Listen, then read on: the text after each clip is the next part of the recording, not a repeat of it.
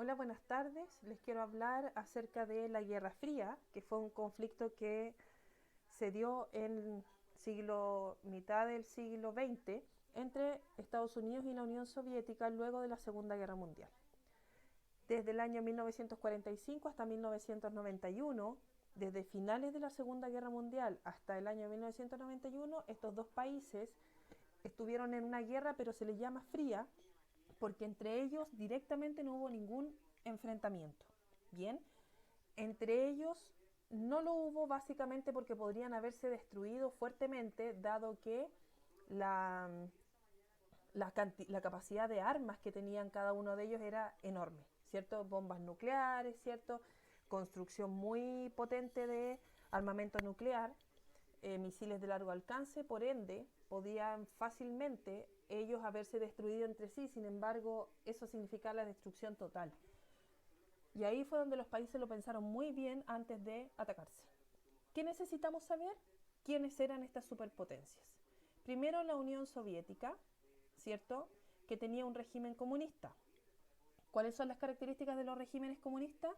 El Estado regula el mercado. Quiere decir que el Estado es el que ve qué, cómo, dónde y a qué costo producir. Por lo tanto, tiene una planificación central, ¿cierto? No permite la propiedad privada porque quiere que todos tengan todo, ¿cierto? Contrariamente al capitalismo. Y se conoce como segundo mundo, ¿cierto? Lo que busca es derribar las clases sociales, dado que espera que todos los trabajadores de una patria, independiente de su trabajo, tengan acceso a exactamente lo mismo, por lo tanto, es el Estado el que le entrega a todos la salud, la educación, etcétera. Bien. La Unión Soviética estableció alianzas para aquellos países que quisieran estar a favor de ellos o quisieran tener relación con ellos, que son primero el Pacto de Varsovia, que es ayuda militar. Después la Comecon, que es ayuda económica, ¿cierto?, para los países de Europa Oriental. La Kuninform, que es como una alianza entre partidos comunistas para entregarse información. Y la KGB, que es como la CIA, que genera espionaje, ¿verdad? Y busca redes de información. Y además castiga fuertemente a los opositores al régimen, ¿verdad? Eh, si bien está Estados Unidos con la Unión Soviética nunca se enfrentan entre sí, ellos se van a ir a inmiscuir en conflictos externos. Es el caso de Corea del Norte, ¿cierto? En donde hay una guerra, pero la guerra termina sin mayores diferencias entre los coreanos, puesto que siguen divididos hasta el día de hoy. No así el caso de Vietnam, que Vietnam del Norte invade Vietnam del Sur y unifican el país comunista hasta el día de hoy. Por lo tanto, eso es un triunfo para la URSS. Alemania, ¿cierto?, se divide entre la República Democrática Alemana y la República Federal Alemana, siendo la federal la que estaba a cargo de Estados Unidos, Francia e Inglaterra, y la democrática la que estaba a cargo de la Unión Soviética.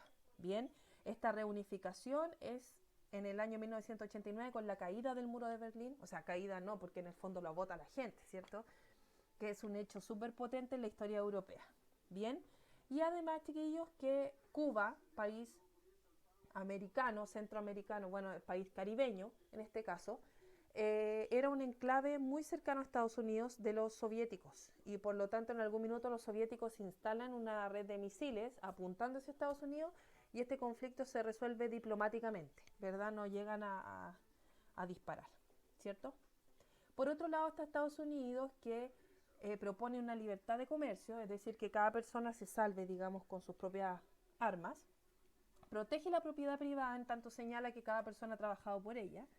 Mantiene la sociedad de clase, pero a su vez promueve la movilidad social. Es decir, hay una sociedad de clase y divide a la gente en clases sociales, pero permite, ¿cierto?, que uno salga de una clase para ponerse en otra, no sé, por iniciativa personal, por meritocracia, por estudio, por suerte, ¿cierto? Y además fomenta que todos los países comercien con otros países, lo que a la larga igual va a ser un poco complicado porque cada vaivén internacional afecta fuertemente a los países que dependen de otros. Bien, existen elecciones democráticas en los países de régimen capitalista, el pueblo elige a sus representantes y nosotros le vamos a llamar el primer mundo. ¿Cuáles son las organizaciones que tiene este Estados Unidos para sus aliados? Es la OTAN, que existe hasta el día de hoy, que es ayuda militar. El Plan Marshall, que es ayuda económica para reconstruir a todos los países europeos que fueron asolados por la guerra. Y la CIA, que en el fondo es la oficina de espionaje y de información con la que cuentan los estadounidenses. ¿A quiénes apoyaron? A Corea del Sur, que hasta el día de hoy es un lugar que apoya a Estados Unidos. Se alía con Inglaterra y Francia para crear la República Federal Alemana, ¿cierto? Vietnam del Sur, que es un fracaso fatal para ellos, porque Vietnam termina reunificándose, pero para el lado comunista, ¿sí? O sea, en el fondo todo Vietnam se transforma en comunista. Y además, lo que sí hace Estados Unidos es que se involucra en los países americanos de tal manera que los apoya en las dictaduras militares. La dictadura militar y golpe de Estado en Chile, promovido por la Junta Militar de estos 4 generales, fue apoyado desde los años 60 por Estados Unidos, cuando los mandan a sus soldados, digamos, a sus generales de ejército, a preparar a los ejércitos latinoamericanos. No solo en Chile hubo una dictadura militar, chiquillos, tenemos Uruguay, Argentina, Brasil, ¿cierto? Y todos estos apoyados por Estados Unidos. Bien, por ende, lo que nosotros vamos a tener aquí es la idea de un mundo polarizado. Estaban los países que apoyaban a Estados Unidos y los que no lo apoyaban, para ellos estaban en contra. Y así existían los países que apoyaban a la Unión Soviética, pero si no lo apoyaban, para la Unión Soviética estaban en contra. Hacia los años 50-55, una serie de países se van a declarar tercer mundo. Es decir, no van a seguir ni una vía ni la otra. Como que se descuelgan de tener que elegir entre ambos. Y ahí el mundo empieza como a tener un equilibrio. Pero entre el año 45 y el año 55, todos los países del mundo debían decidir a quién apoyar y por lo tanto de cuál ser enemigos.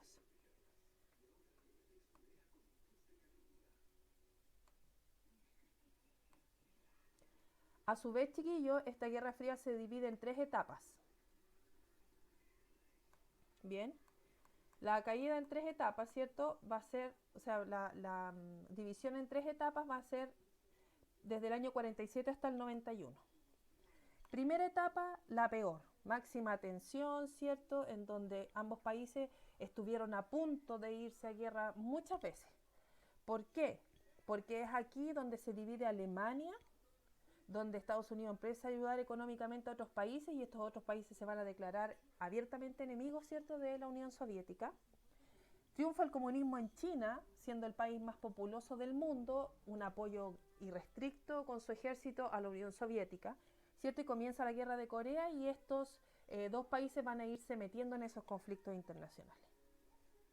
Después viene una época más tranquila, ¿cierto?, que fue entre el 55 y el 75, que es donde se construye el muro de Berlín, pasa la crisis de los misiles que se resuelve en base a conversaciones, y Estados Unidos pierde la guerra de Vietnam, lo que significó un movimiento muy importante en Estados Unidos en contra de la guerra. Aparece el movimiento hippie, ¿cierto? Y eso va a ser súper potente para Estados Unidos, por lo tanto Estados Unidos va a tener una pérdida moral, una pérdida económica, una pérdida del ejército y además dentro de sus propios habitantes el ir en contra de las decisiones de los presidentes, ¿sí? Pero después nosotros vamos a encontrar una etapa donde hay una distensión final, donde nuevamente empiezan a verse los conflictos, que es cuando se empieza a desequilibrar la balanza y Estados Unidos empieza a ser mucho más poderoso y los países que estaban apoyando a la Unión Soviética empiezan a quitarle el apoyo. Lo que se le conoce como la primavera, ¿cierto?, en Checoslovaquia, en Polonia, donde van a aparecer líderes que van a querer que salgan los ejércitos de la Unión Soviética, ¿sí? Y por ende, eso va a significar que en el año 1991 caiga la Unión Soviética, ¿cierto? El 89 cae el muro de Berlín y el año 1991, en una conferencia de prensa, Mikhail Gorbachev le informa a la comunidad internacional que se disuelve la URSS y cada país que había formado parte de esta Unión Soviética pasa a ser libre y soberano. Bien, excesivo gasto en la industria militar, corrupción al interior del Partido Comunista, intento de independencia de los países europeos, como les dije, Polonia y Checoslovaquia lideraron los movimientos en contra de la Unión Soviética, siendo fuertemente reprimidos y perseguidos, y aquí tenemos a uno de los participantes más importantes, que fue Lech Walesa, ¿cierto? Gorbachev, que fue el último gobernante de la Unión Soviética, chiquillo, empezó con un proceso de apertura, la Glasnost, la perestroika, que consistía en informar a la gente, la información estaba prohibida en la Unión Soviética, informarle la realidad de la economía mundial, de la economía de la Unión Soviética, transparentar información, ¿cierto? Y apertura económica también principalmente. Entonces eso fue como que calaba fuertemente en las bases de lo que era el comunismo, ¿cierto? Entonces este comunismo que se empezaba a abrir y que finalmente terminó con la caída de la Unión Soviética. Y económicamente hablando también habían ciertos factores muy fuertes en la Unión Soviética. No había logrado sumarse a la economía mundial en un país tremendamente pobre, con muchos recursos, pero muy empobrecido. Bien, cae el muro de Berlín entonces, la conferencia de Malta, donde el presidente Bush y el presidente Gorbachev se juntan, ¿cierto? Y se disuelve el pacto de Varsovia en el 91 y se declara el fin de la Unión Soviética. Esa imagen, ¿cierto?, de la caída del muro de Berlín en el año 89 es súper potente, porque es la misma gente la que empieza a romper el muro sin permiso, ¿verdad? El muro que ustedes ven en la imagen, y pueden buscar imágenes en internet, era un muro enorme, muy grueso. La gente empieza y lo bota. Quedan algunos trozos, sí, como a forma de recuerdo, ¿verdad? Pero desde ahí en adelante Alemania despegó fuertemente económicamente, y cuando cae el muro se dan cuenta que existen dos Alemanias muy potentemente divididas. Una Alemania que tiene problemas económicos, que no tiene acceso a la información, que no tiene libertad de prensa, y otra Alemania donde la gente vive de otra forma. E incluso se nota en la construcción que había dos Alemanias distintas, ¿verdad? En la ciudad de Berlín, chiquillos, se notaba en el medio del muro, para un lado como todo felicidad McDonald's, y al otro lado todo sombrío y oscuro, ¿cierto? Con edificios cuadrados, con ausencia de arte, de arquitectura, etc. Entonces, ahí se dan cuenta que efectivamente en un mismo país había dos realidades completamente distintas. ¿Cómo afectó eso a Chile? Es lo que nosotros vamos a dilucidar ahora.